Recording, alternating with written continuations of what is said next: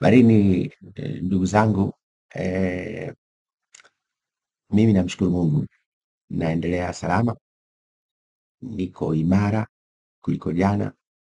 Ninamshukuru Mungu anaendelea kuniimarisha siku hadi siku, na niwahakikishie hakuna kurudi nyuma. Unajua, Mungu huwa anatupa nafasi hapa duniani kufanya tofauti, na unapopewa nafasi huwa unatakiwa uitumie kufanya tofauti. Na napenda leo nitumie fursa hii kuwasihi Watanzania wenzangu kokote kule mliko, wenye mapenzi mema na nchi yetu na wenye hofu ya Mungu, wazalendo kweli, ukiwa upewa nafasi ya kuleta mageuzi au mabadiliko katika eneo lilokuwepo au katika nchi yetu, itumie nafasi hiyo ipasavyo, kwa sababu usipofanya hivyo utadaiwa siku moja, kama sio hapa duniani basi siku ya hukumu. Sasa leo nimesema niwashirikishe mambo kadhaa. Nilikuwa nimeahidi tutazungumza mambo matatu, lakini kamuda kalisali moja, kwa sababu nina limitation, tukao rekodi chap chap tena utoke mbio.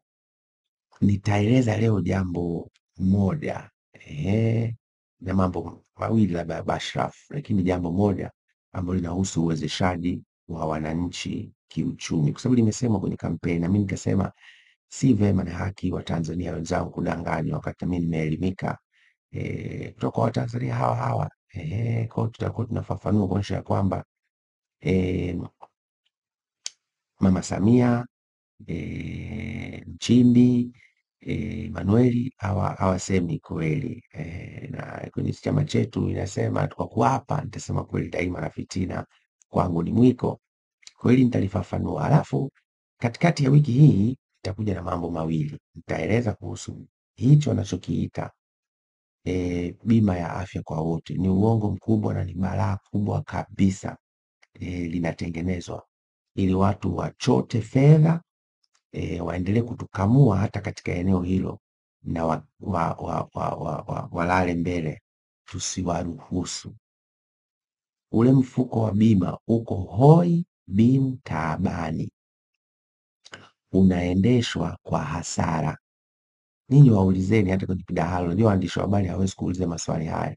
Tumejifunza nini kutoka NHIF tunapokwenda kuanzisha au ku roll out bima ya afya kwa wote? Ni uongo mtupu. Wiki hii nitafafanua kwa watu. Nimefanya utafiti wa nchi tofauti tofauti, nimechukua muda kidogo kulisoma jambo hili, na tusihadaike. Achaneni na watu wengine wanaonekana wamesoma, maprofesa waongo, wanataka vyeo baada ya uchaguzi. Sisi tujikite, tunataka kwanza kuijenga nchi yetu kwanza. Tofauti na wao wanataka vyeo kwanza, alafu wanatudanganya watajenga nchi baadaye. Waongo, wapuuzeni. Sasa leo nikasema nianze na hili dogo. Niliwaambia juzi mgombea wa CCM Mama Samia ambaye mimi siamini katika uchaguzi, na napenda iwe very clear. Hakuna uchaguzi bila kufanya muafaka wa kitaifa. Hakuna uchaguzi bila kufanya muafaka wa kitaifa. Na kama unaipenda nchi hii, ukienda kupiga kura, kwanza hakuna upinzani, vile vyama vyote vile ni kitu hiki. CCM na vile vyote ni kitu hiki, waongo wote.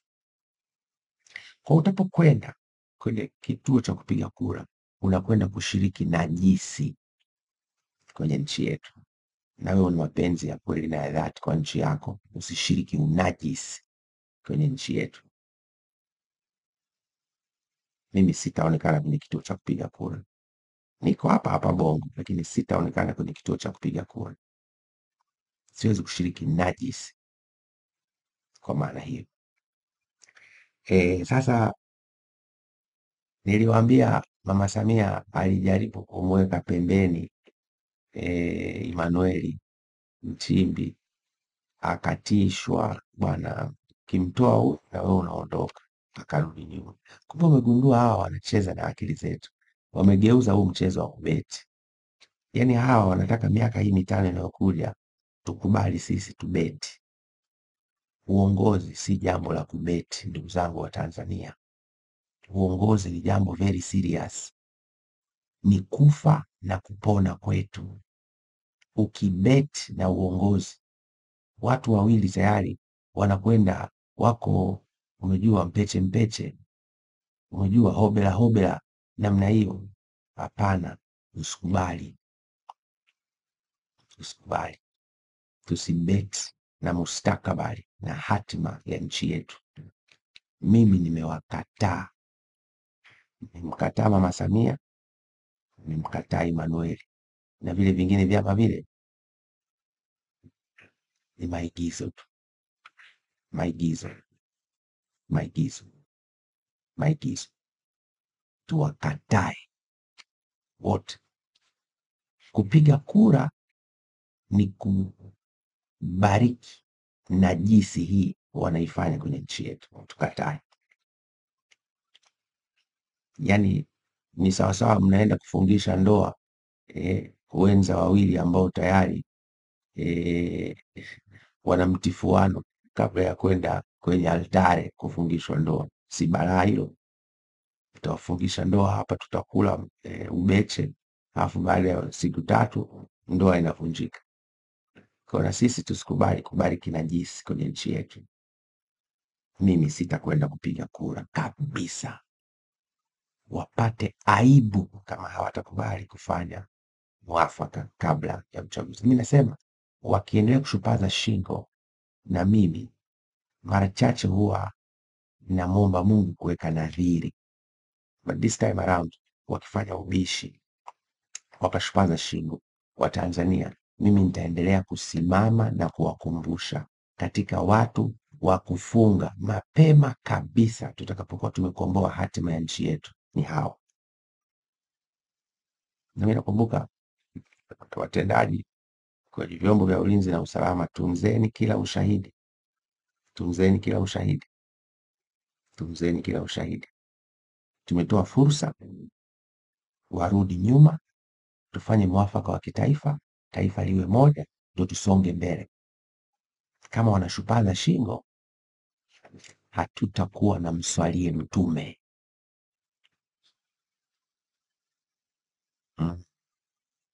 Ni vizuri wakufahamu hilo moja. La pili, nimesikia huko wanawahadaa ninyi wana CCM wenzangu kwenye vikao vya ndani, wanawadanganya, wanasema unajua, yule Polepole yuko kazi maalumu, anaangalia nani wanapinga serikali. Hao ni watu wasiojitambua, wanatapatapa. Ndugu zangu, nataka niwaambie, mimi nilijiuzuru baada ya tathmini pana na ya kina ya miaka 4, na hii ni baada ya mapambano yangu makubwa kwa kutumia barua ndani ya serikali, kwa kushinikiza wenzangu ndani ya serikali. Mafanikio ambayo tungeyapata katika kipindi na hudumu kwenye serikali, kama wangekubaliana na namna ambavyo tumewashauri kulinda maslahi ya sasa hivi na ya haraka ya nchi yetu, tungepata mafanikio makubwa ya kihistoria. Hawataki, wanatafuta madaraka, watu wanatekwa, watu wanauawa, watu wanaporwa mali zao. Kikundi cha watu wachache sana kinajenga ukwasi na utajiri mkubwa na wingi wa fedha kutoka katika vyanzo visivyojulikana, ndio wamejaa mjini. Mimi naunga mkono matajiri waongezeke, lakini kwa njia halali. Nikasema hapana, siwezi kuendelea kuwa sehemu ya ubatili huu, najiuzuru. Na niliwajulisha, sema huwa hawasikilizi, wanadhani kila mtu anaweka mbele tumbo lake. Ndio. Na leo nitawapa story moja yangu binafsi. Kwa muda mrefu, ukiacha mimi kuzungumza na mzee Butiku, hata akinikatalia sio tatizo, lakini ilibidi nimwambie mama yangu kwa lugha ya upole anielewe. Kama mimi ni mtoto wake na familia yangu, niwaambie kubalini mpite kipindi cha shida. Kama mnaniamini, niungeni mkono, tukomboe hatima ya nchi yetu ya Tanzania. Inabagazwa, inabanangwa, mustakabali wake unatindinganywa, rasilimali zake zinahondomolewa. Ni chukizo hata mbele ya Mungu. Niliwaambia baadhi ya marafiki zangu napanga kuacha kazi kwa sababu sipati amani kufanya kazi kwenye serikali hii inayofanya mambo ya kidhalimu. Niliwaambia baadhi ya watendaji wenzangu wizarani, sitawaambia. Namkumbuka ndugu yangu mmoja, nimweke kapuni jina, nilimwambia naye anachanganyikiwa. Sasa Polepole, itawezekana? Nikamwambia hivi, mimi namwamini Mungu, hata mimi mbele sioni, lakini namwamini Mungu. Mungu anaweza. Mimi ni chombo tu kidogo kisichokuwa na hadhi wala maana, lakini nimekubali Mungu anitumie ili kusudi lake hapa duniani litimie na jina lake litukuzwe, baada ya kuwa tumekomboa hatima ya Watanzania. Kwa sababu hatima ya nchi yetu ikikombolewa, kusudi la Mungu la maisha mazuri matamu ya watu wake litatimia hapa Tanzania, na likitimia, Mungu atajivunia watu wengi watakaoelekea kwake, kwa sababu wana maisha mazuri. Lakini saa hizi wanabagazwa, wanabanangwa na mali zao zinahondomolewa. Wanapata saa ngapi muda wa kumpenda Mungu? Wanapata wapi ujasiri wa kusema Mungu anaipenda nchi yetu? Hawa wanaosema wana uchaguzi, kweli nawaambia ukweli, hawa hawa wanaitika kwenye mamlaka ya giza. Haki na wavyeli. So mimi nimekataa. Kwa huko kwenye vikao vya ndani wanasema Polepole kazi maalum, ni waongo na wapuuzeni. Wapuuzeni kabisa, hawana maana, wapuuzeni. Kama mimi niliacha kazi na wananiwinda, kama mimi kazi maalum, mbona wananiwinda? Wananitafuta kwa udi na uvumba. Kama mimi nafanya kazi na wao, kwani wananitafuta? Wananitafuta tena kwa kificho. Ogopa mtu anayekutafuta kwa kificho, ni mtu mbaya na hatari sana. Akikupata atakupoteza kwa kificho. Ogopa sana. Kwa wana CCM wenzangu, kwenu hili, wapuuzeni. Mama Samia na Emmanuel Nchimbi hawana dhamira njema kwenye nchi yetu ya Tanzania. Namna nzuri kabisa ni kuto kubariki najisi hii wanafanya kwenye nchi yetu. Wewe kama mwana CCM unajivuna kinachoendelea nchini. Wewe kama mwana CCM unasikiliza wananchi wenzako wanaizungumziaje CCM sasa hivi? Na ukijifanya unajua tumerudi zama za 2015, unaweza kuzungumza mambo ya CCM sasa hivi, watu wakaghadhibika na wewe kupitiliza. Msikubali. Msikubali wana CCM na Watanzania, tusikubali hadaa hizi. Kwenye mikutano wanaweza wakasombelea watu, sawa, lakini msikubali kuhadaiwa na hawa. Msikubali, tuwakatae, sio kwa boksi la kula, kwa kuto kwenda kubariki najisi kama hawatageuka. Na mimi nina imani kubwa na namwamini Mungu, hii kazi bado muda kidogo.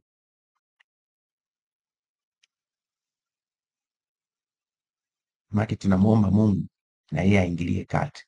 Na tumewaambia kwa maneno, tuzungumze, hawataki. Tujenge mwafaka wa kitaifa, hawataki.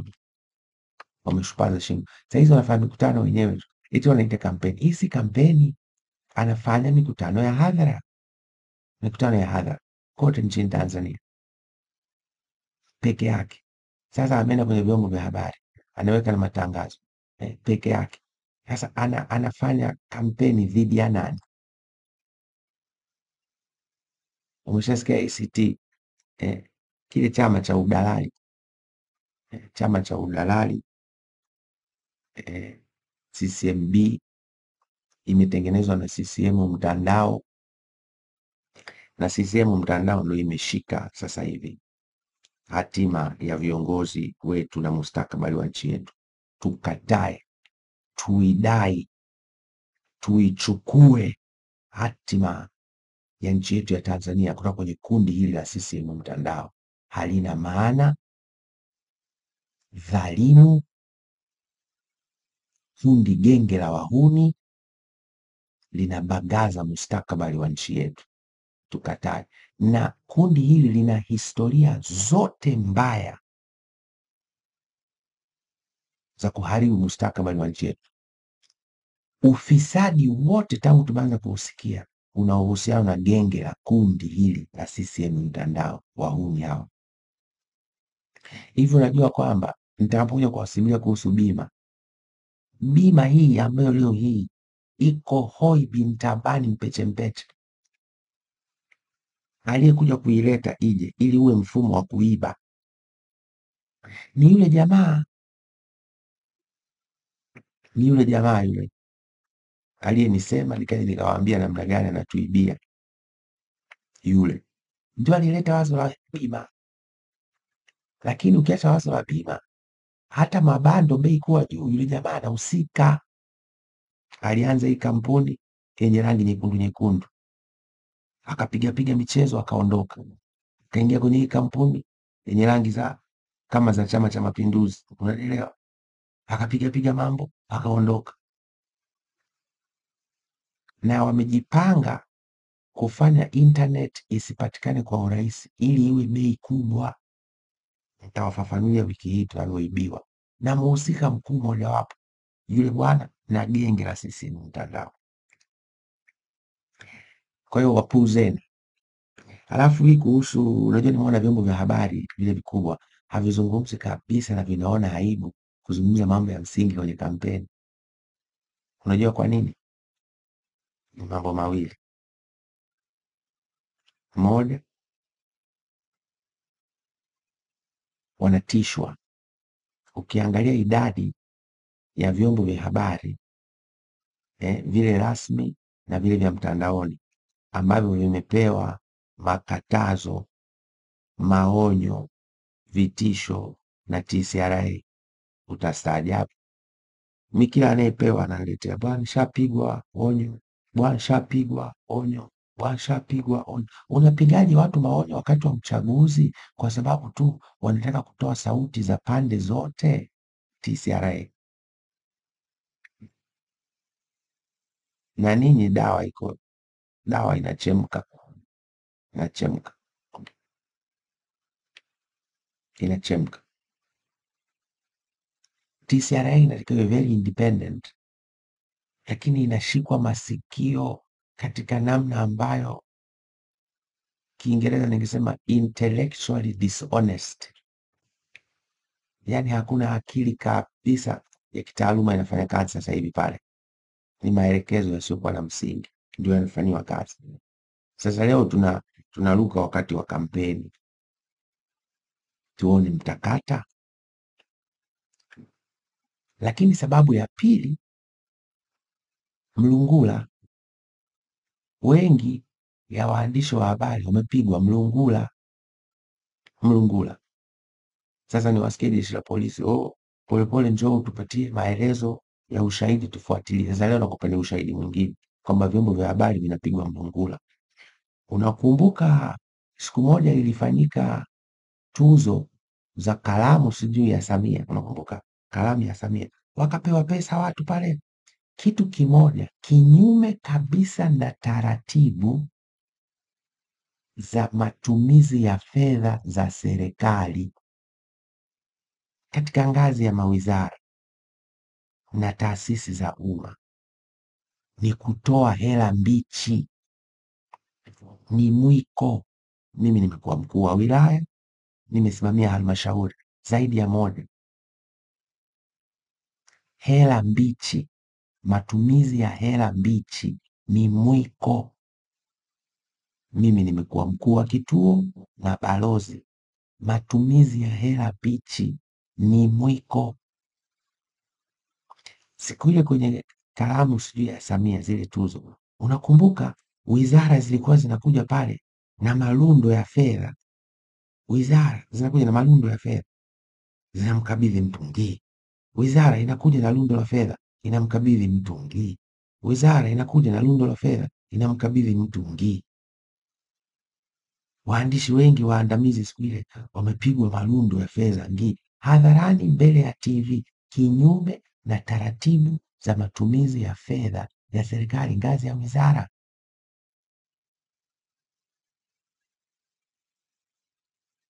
Na rais anashuhudia. Tunavunja taratibu, tunavunja kanuni, tunavunja sheria. Maana yake tunavunja na katiba ambayo ndio sheria mama. Sasa ule mlungula ule ndio unafanya kazi sasa hivi. Kwa ukitoa vitisho ni mlungula, mlungutu zile. Na mwandishi mwingine wa habari anatoka anasema uongo, mlungula. Unajua mtu akipewa fedha ya hongo anaweza akafanya mambo makubwa ya ajabu na ya kutisha.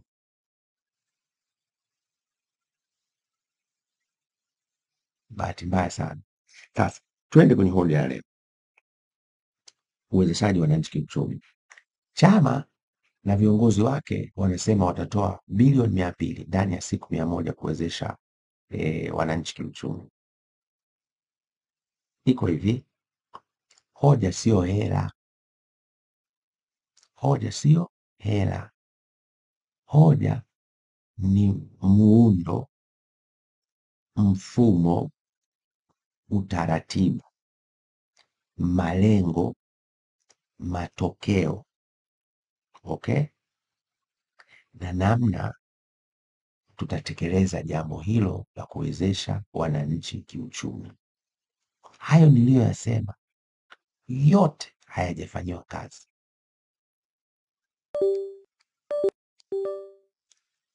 Hayo niliyoyasema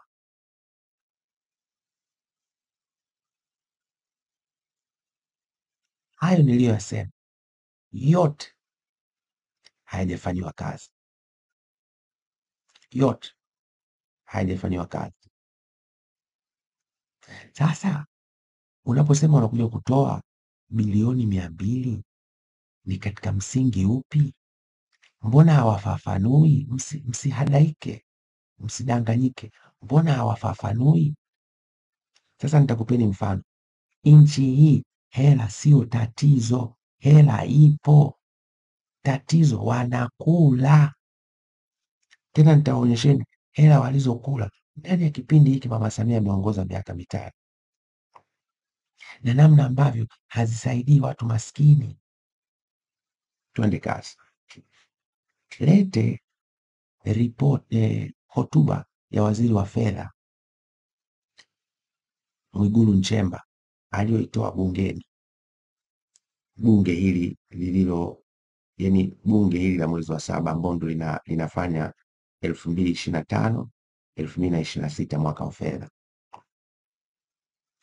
Ukienda ukurasa wa 197 wameeleza kwa wastani makusanyo ya ndani ya halmashauri, Kiingereza wanaita OSR, Own Source Revenue, kwa miaka 5 kibajeti.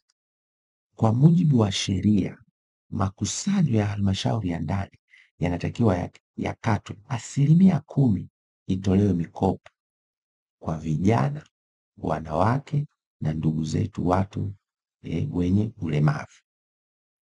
Sasa nitakupa takwimu ili uelewe bilioni 200 ni danganya toto, waongo wakubwa hawa.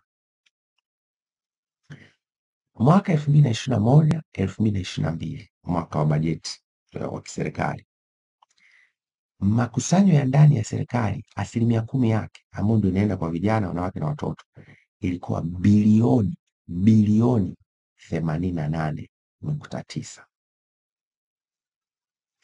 Mwaka 2022 2023, makusanyo ya ndani ya halmashauri 10% yake ya jumla ilikuwa bilioni 102.1. Mwaka 2023, mwaka 2024, mwaka wa fedha, 10% ya vijana, wanawake na ndugu zetu watu wenye ulemavu ilikuwa bilioni 114.7.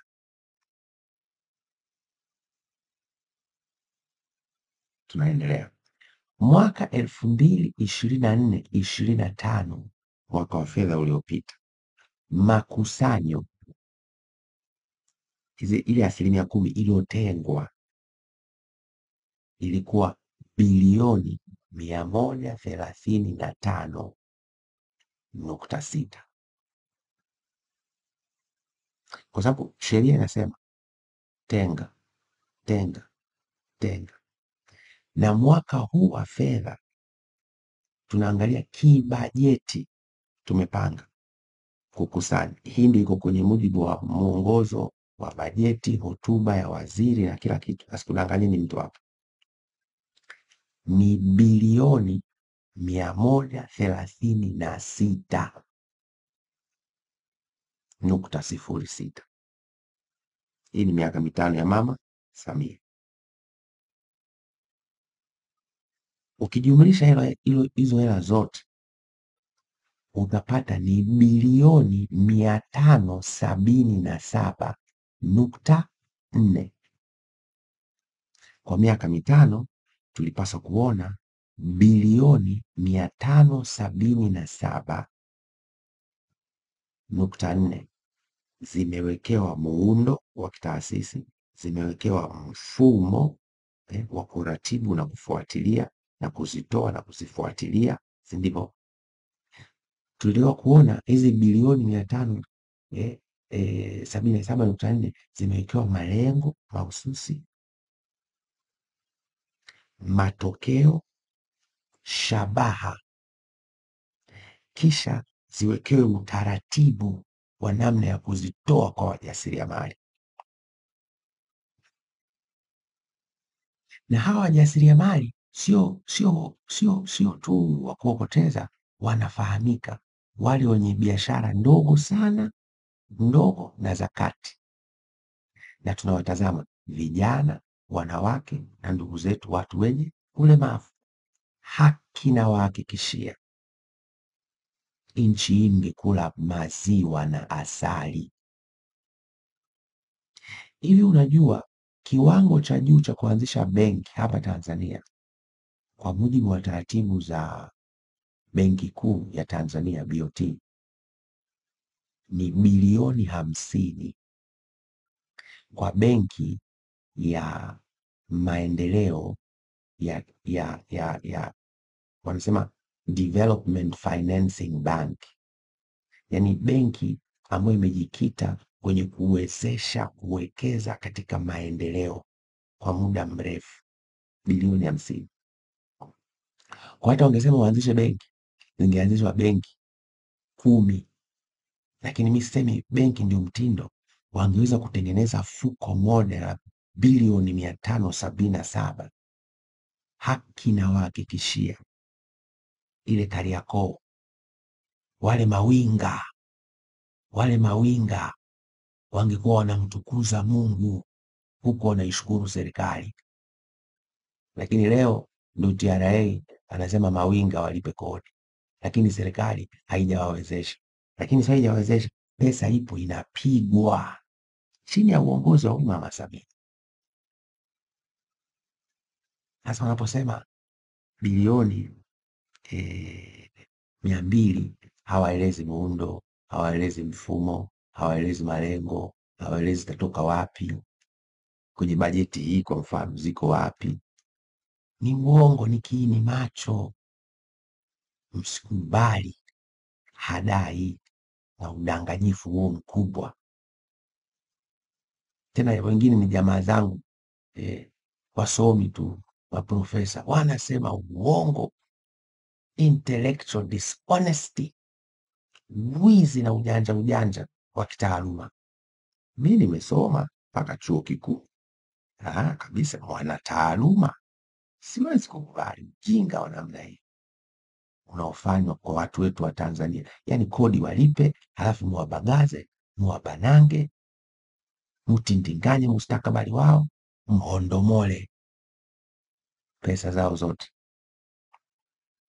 Mimi sikubali. Sasa nitaka niwape mfano mdogo namna gani fedha hizi zingebadilisha maisha ya mawinga wa Kariakoo. Wewe ni winga, nisikilize nasema na wewe. Wewe ni winga, nisikilize nasema na wewe. Wewe una biashara ya mtandaoni, nisikilize nasema na wewe. Bilioni 577.4 inaweza kubadilisha maisha yako, familia yako, na ukalipa kodi kwa starehe, tena kwa kujitolea, kwa sababu kodi kitaalamu unalipa kwa kujitolea, kwa hiari. Kodi utolewaji wake unaitwa voluntary compliance, sio kuwashikia watu mikwala. Hapana, hapana, hapana, hapana, hapana, haiwezekani. Hapana, hapana. Sasa winga, nisikilize, na hapa nitatoa mfano wa kijana mmoja, umenielewa? Anaitwa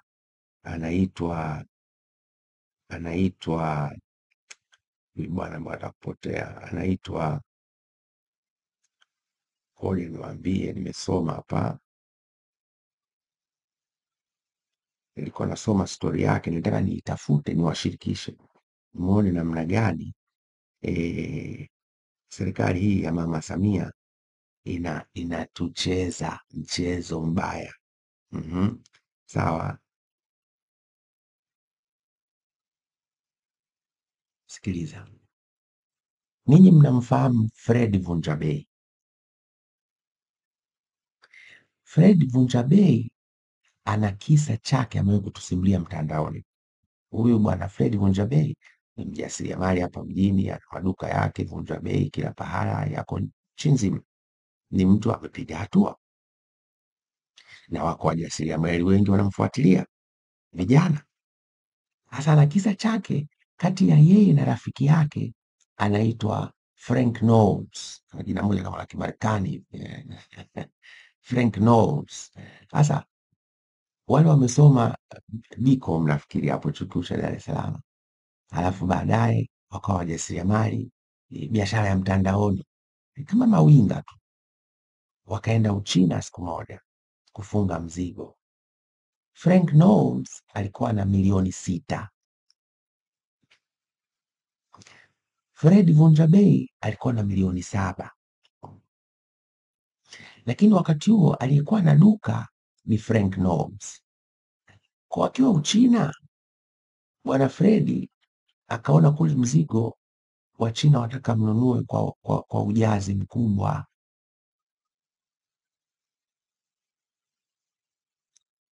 na milioni 6 na huyu 7 vipunje visingewezesha kupata mzigo wa kueleweka.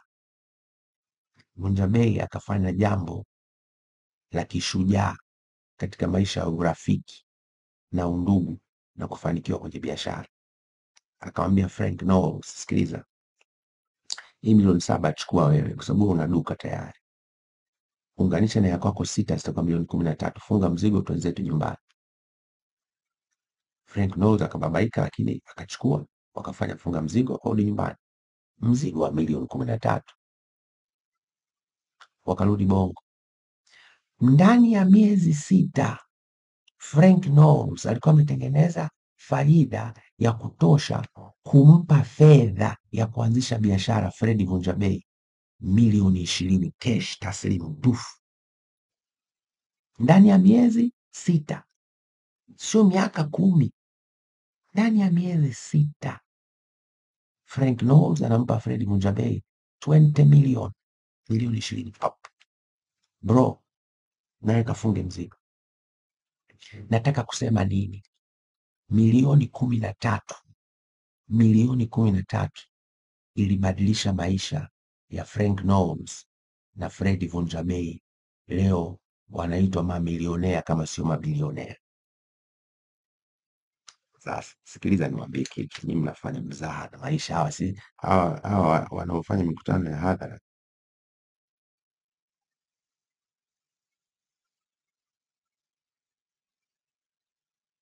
hawa wanaofanya mikutano ya hadhara wanaofanya mikutano ya hadhara wanatindinganya mambo, wanadanganya. Nataka nikupigie hesabu hapa. Bilioni 577 tukiwapatia watu wenye wanaohitaji milioni 13 kubadilisha maisha yao. Nazungumzia biashara ndogo ndogo na za kati, kwa sababu duniani 97% ya chumi za dunia zinashikwa na wale watu wenye biashara ndogo sana, ndogo na ya kati. Kiingereza wanasema micro, small and medium enterprises. Sasa nipigie hesabu. Bilioni 577 bilioni zinahesabiwa hivi. Napiga calculator iko hapa. Nilikuwa nawaonyesha hapa, mnaona ndivyo? Ndio. Twende pamoja. Unaandika pap pap pap, hiyo inakuwa 500,000. Pap pap pap, hiyo inakuwa milioni 500. Pap pap pap. Hii sasa inakuwa bilioni 577. Okay? Bilioni 577. Basi kuna watu watakuwa wana zoom kamera. Hii ni simu yangu hapa, cheni ujinga. Umenielewa? Sasa nachukua hii naigawanya na milioni 13 ya Frank Knowles na Fred Vunja Bei. Milioni 13. Nasema sawa sawa. Unajua tafsiri yake inatisha. Tafsiri yake inatisha. Unaona hii? Maana yake kwa bilioni 577 tunaweza tukatengeneza Frank Knowles na Fred Vunja Bei wengine wapya 44,000 hapa Tanzania.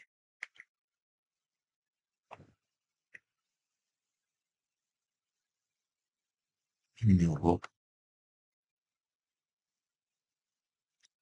Nisikize vizuri. Bilioni 577 ambazo sasa hivi ukiuliza zimeenda wapi katika miaka 5 ya Samia, hakuna. Ni uongo. Hata kwenye ripoti hazionekani, zimeliwa. Lakini Mama Samia angeweza akaelekeza fuko lote likaweko, kisha tukafanya uchambuzi wa kina na tathmini kwa kutumia mifumo ya kidigitali. Mbona mitandao ya simu inakopesha watu na hamjai kuonana? Kwani serikali shindwe? Tunapigwa. Kwa hili bilioni 577 ingeliweza kuzalisha Fred Vunja Bei na Frank Knowles wengine 44,000 nchi nzima. Sasa hivi tazama maduka ya Vunja Bei yaliyokuwepo nchi nzima mara 44,000. Ndio utajiri huo Mama Samia alielekea kutengeneza kwa Watanzania katika miaka 5 aliyoongoza. Unajua nini kingetokea? Wala wakina Vunja Bei na Frank Knowles wasione na wauzia kodi kwa watu. Ambacho kingetokea, tungetengeneza matajiri wengi, mungeendelea kutengeneza fedha, kisha bidhaa bei zingeshuka chini. Watanzania nguo ambazo wanazinunua kwa bei ya sasa zingekwenda chini kabisa. Tafsiri yake mfumuko wa bei ungeporomoka kwenda chini, na uwezo wa watu kushika fedha zao, watu wa kawaida, na kuona fedha ina thamani ungekwenda juu maradufu. Hii tunasoma chuo kikuu, nimesoma uchumi wa maendeleo, development economics. Ni kitu hatuwezi tukabishana.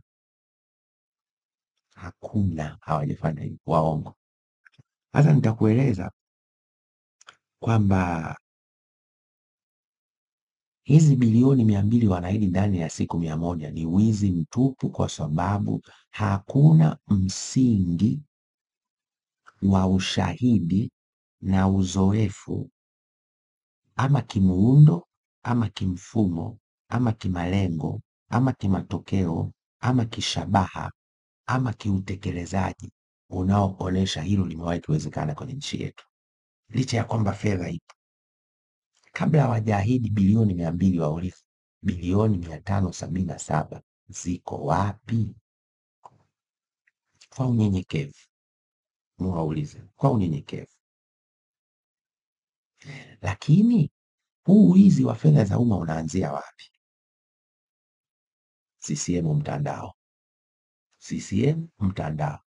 Mwaka 2005 serikali ya CCM mtandao inaingia madarakani, inaweka ahadi ya kuwapatia Watanzania mabilioni ya JK. Lugha za kihuni, mabilioni ya JK. JK anapata wapi mabilioni? Anapata wapi? Zile fedha za walipa kodi. Na ile pesa ilitoka, na wahakikishia leo, ilipigwa vibaya mno, mabilioni ya JK. Mwaka 2005 mabilioni ya JK yameliwa kutoka 2005, 2010, 2010 mpaka 2015, na ninawahakikishia TAKUKURU wana faili la kufuatilia haya mabilioni yaliyoliwa na hawajawahi kufunga uchunguzi. CCM mtandao, nawaambia, katika nchi hii kila wizi mnaujua uko associated, una uhusiano na CCM mtandao, sio Chama cha Mapinduzi, genge la CCM mtandao. Na ninyi wana CCM wakataeni hawa watu, wanatuchafulia chama chetu.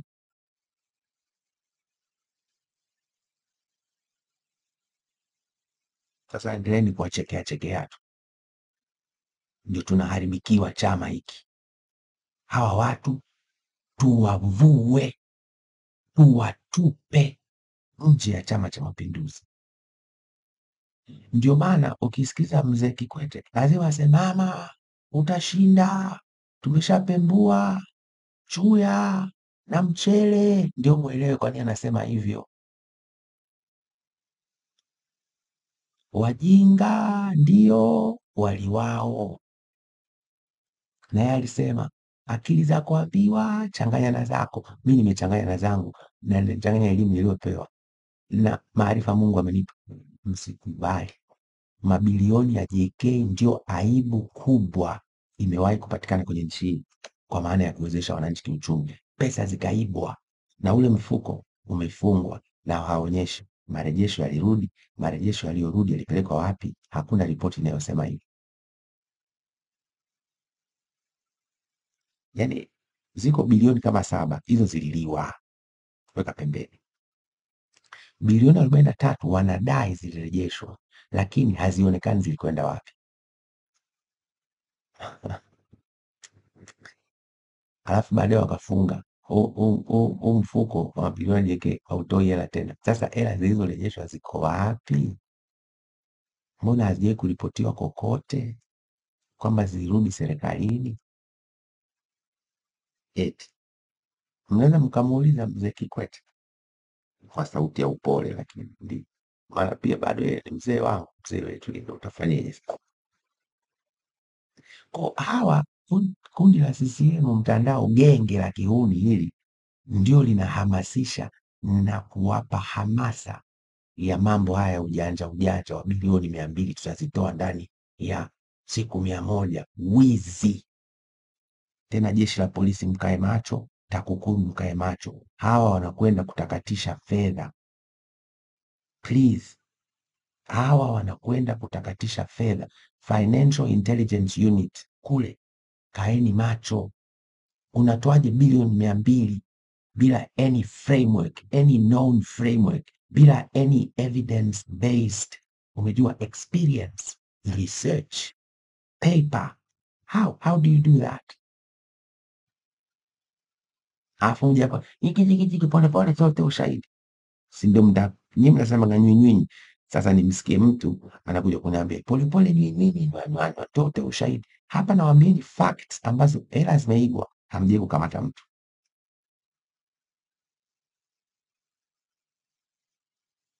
Acha niseme kwa lugha ya mpole kama kawaida. Kwa hizo bilioni zilikwenda za JK. Sasa wanatuletea tena bilioni 200. Zile zilikuwa 50 zikapigwa. Sasa zinaletwa 200 zitapigwa.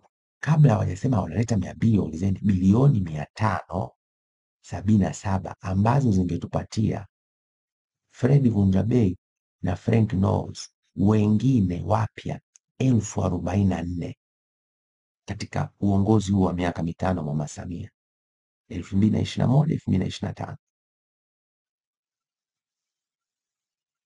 Wizi mtu. Twende mbele. Uko mfuko mmoja unaitwa mfuko wa maendeleo ya vijana YDF. Huu nao mfuko mwingine mpeche mpeche, mimi ninaufahamu kwa sababu nimefanya kazi kwa karibu sana na serikali kati ya mwaka 2000, 2001, 2002, 2003, 2004, 2005, 2006, 2007, 2008, 2009.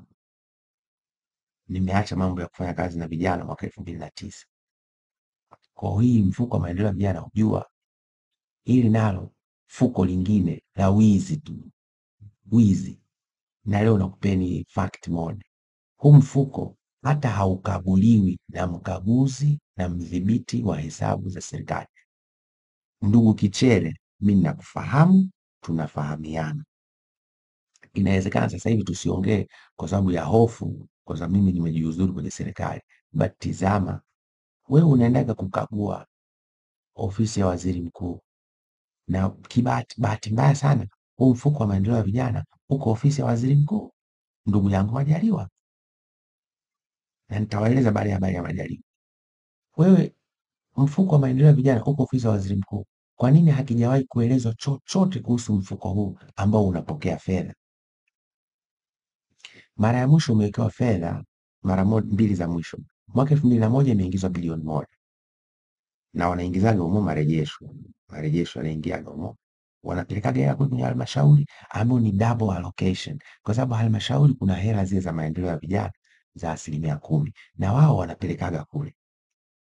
Wakipeleka kule zinalipa, wakurugenzi wanalazimika kufanya nini? Kutoa hela zao zenyewe, wanaenda kurejesha marejesho, kwa sababu walikuwa wanataka kuna namna fulani walifanya wakurugenzi waweze kuwa wanazirejesha kule. Wakizirejesha kule ndani zinakaa tu, na mara ya mwisho ni mwaka mmoja miwili zimeingizwa milioni 600. Huu mfuko haukaguliwi hata na mkaguzi wa hesabu za serikali, na mfuko huu uko kwenye benki binafsi.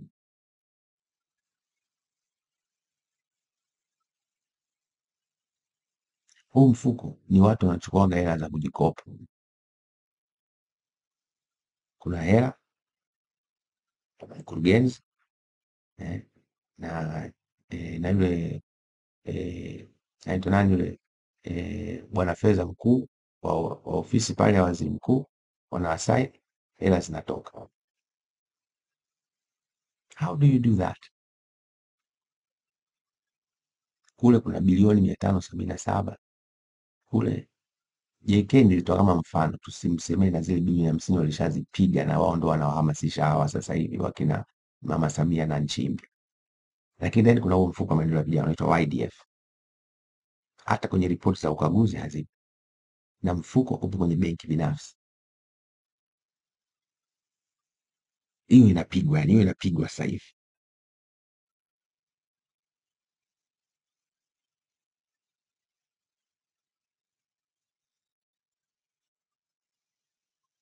Inauma, inauma sana, inauma sana. Mimi sikubali, mimi sikubali. Ndugu Kichere, unaweza ukatazama jambo hili. Unaweza ukatizama, ndio. Haya, unajua mimi wakati nafanya kazi kwenye Chama cha Mapinduzi, kwa dhamana yangu nilikuwa mkuu wa sera. Kwa nilikuwa nahangaika na kujua namna gani tunaweza tukawezesha wananchi kiuchumi. Nikagundua jambo moja, ya kwamba katika nchi hii tuna mifuko mingi sana ya kuwezesha wananchi. Hauwezi kuamini, tuna mifuko mwanzoni ilikuwa 72. Mifuko 72. Mifuko 72 yenye ukwasi wa zaidi ya bilioni 740. Zaidi bilioni 740. Fedha ambazo washakopesha ni zinafika trilioni 3.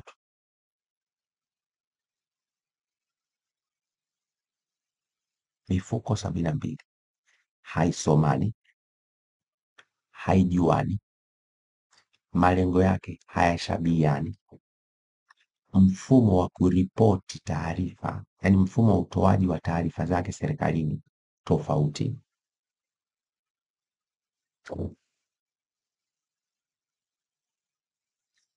Na mingi hata kukaguliwa haikaguliwi. Nikalifahamu hilo pamoja na wenzangu, nikasema na viongozi wenzangu wa chama, tukaita watendaji wa serikali Lumumba, mimi nikiwa mwenyekiti wa kile kikao, wengine ni makatibu wakuu walikuja siku ile, na sasa hivi ni makatibu wakuu walikuwepo kwenye kile kikao, na TRA ya Kariakoo tukawaleta. Mimi nikasema haiwezekani nchi hii walipa kodi wawe milioni 3. Haiwezekani. Unapokuwa na watafuta riski wachache kwenye familia, hiyo familia inaanguka kwenye umaskini, lakini fursa ya kuongeza walipa kodi ipo, ni kubwa sana. Sasa wewe fikiria, kama narudi kule kwa mfano wa Fred Vunjabei na Frank Knowles, wale si wanalipa kodi. Fikiria wale tukiwaongeza mara 44,000 tutapata kodi kiasi gani? Kwa nikasema haiwezekani, something is not right. Mchakato ukaanza kwenye kikao kile siku ile, na mimi tukaripoti kwa mwenyekiti wa chama John Pombe Joseph Magufuli. John Pombe Joseph Magufuli alikuwa sio mtu wa kulaza mambo, alikuwa ukitua jambo mezani anaanua. Nitakupa ushahidi. Waziri mkuu akaelekezwa kwamba aende akaanze mchakato wa kuiunganisha mifuko yote, ilifatikane fuko hili moja. Nakupa ushahidi. Nenda kagugo hivi, NEEC NEC, fanyeni tathmini ya kisayansi kuhusu manufaa ya mifuko yote ya uwezeshaji Majaliwa. Mtapata maelekezo ya waziri mkuu Majaliwa tarehe 18 ya mwezi wa 4 mwaka 2017. Katoa maelekezo hayo na mnukuu, anasema Waziri Mkuu Kassim Majaliwa amelitaka Baraza la Uwezeshaji Wananchi Kiuchumi NEC lianze kufanya tathmini ya kisayansi kuhusu manufaa ya mifuko yote ya uwekezaji nchini ili kujiridhisha endapo inawanufaisha wananchi kama ilivyokusudiwa. Pia amelitaka baraza hilo lifanye tathmini kuhusu namna ya kuunganisha mifuko hiyo bila kuathiri majukumu ya msingi na mantiki ya kuanzishwa kwake, ila inayofanya kazi zinazofanana iunganishwe. Ametoa agizo hilo leo Jumanne Aprili 18 mwaka 2017 wakati akifungua maonesho ya mifuko ya uwezeshaji katika uwanja wa Mashujaa mjini Dodoma. 2017 Majaliwa akaenda pole pole kama kina pole pole, na Magufuli ni rais. Sema kwa sababu mnisema hapa walikuwa na mambo mengi, Magufuli alikuwa na mambo mengi, lakini alikuwa pole pole ni Majaliwa. Magufuli hakusahau. Nitakueleza. Magufuli kuhusu hili jambo la kuunganisha mifuko ili zile bilioni 744 na hela ambayo imeshazungushwa zaidi ya trilioni 1, 2, 3 ziende kwa watu. Rais Magufuli tarehe 13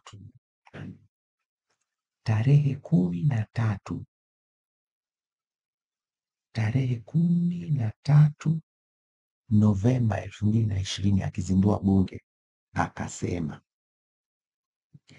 tutaongeza pia jitihada za kuwawezesha wananchi wetu kiuchumi na kuwapatia mikopo isiyo na riba ama yenye riba nafuu. Leo watu wanataka kuchukua sifa. Magufuli alitaka kutoa mikopo isiyo na riba, kama ambavyo mfano kwenye Islamic law wanasema mikopo haitaki kuwa na riba.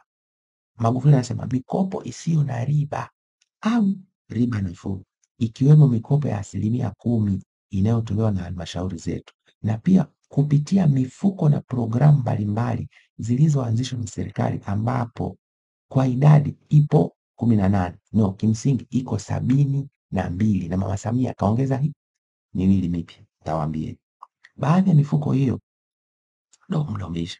Baadhi ya mifuko hiyo ni mfuko wa maendeleo ya vijana YDF, huu ambao wanapiga sasa hivi huko ofisi ya waziri mkuu, mfuko wa maendeleo ya wanawake, mfuko wa taifa wa kuendeleza wajasiriamali, mfuko wa kutoa mikopo kwa wajasiriamali wadogo self microfinance, mfuko wa kudhamini mikopo ya mauzo ya nje, mfuko wa kilimo kwanza. Tutaimarisha usimamizi wa mifuko hii na kuhakikisha, anaendelea, Watanzania wanaifahamu. Hiyo ni Magufuli anasema tarehe 13 mwezi wa 11 mwaka 2020 akizindua bunge. Hiyo ndio ilikuwa maelekezo ya CCM. Je, haya anasema Magufuli, Mama Samia aliyatekeleza? Mnapewa mikopo isiyo na riba? Mnapewa mikopo yenye riba nafuu? Jibu ni hapana. Na bilioni 577 alafu wanatudanganya, wanaleta bilioni ngapi? 200 ndani ya siku 100. Waongo wakubwa. Tuendelee. Najua, Magufuli anaendelea kusema, najua mifuko hii mingi ipo chini ya ofisi ya waziri mkuu Majaliwa. Hivyo basi, sikiliza Magufuli anavyosema. Hivyo basi, sikiliza tu Magufuli anavyosema. Hivyo basi, na kuagiza Mheshimiwa Waziri Mkuu, hii ikawe kazi yako ya kwanza kuishughulikia. Ikiwezekana, mwangalie uwezekano wa kuiunganisha baadhi ya mifuko ili ifanye kazi kwa tija zaidi na kupunguza gharama za uendeshaji. Nataka mifuko hii ikawasaidie wananchi wa kawaida, wakiwemo machinga. Machinga oye! Afu nikusikie machinga wanasema mitano tena. Ya nini? Ya wapi? Akina baba na mamalishe pamoja na wajasiriamali wengine wadogo. Huyo ni John Pombe Joseph Magufuli. Nimalize chapchap. Mifuko iko 72, imeongezeka sasa iko 74, wakati maelekezo yalikuwa waziri mkuu ipunguzwe ifanywe mifuko moja. Mama Samia kaongeza ya kwanza, inaitwa Imarisha Uchumi na Samia, tena anaita kwa jina lake, Imarisha Uchumi na Samia, IMISA. Mfuko wa pili unaitwa Samia Scholarship. Hizi ni hadaa, na waziri mkuu Majaliwa anastaafu na kazi ikafeli, 0. It's unfortunate.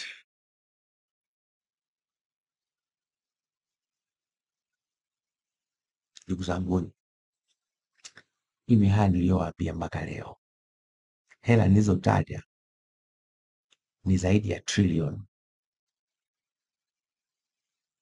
ambazo Watanzania mngepewa, wajasiriamali wadogo sana, wadogo, na wakati mawinga wa machinga, biashara ndogo ndogo, mngepewa hizi.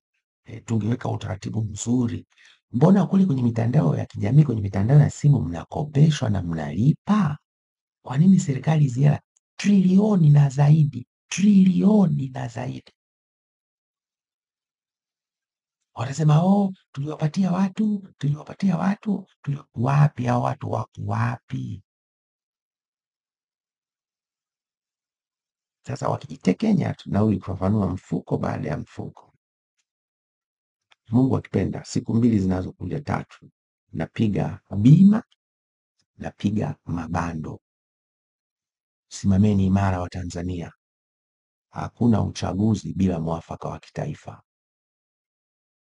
Asanteni, na Mungu wa mbinguni awabariki sana.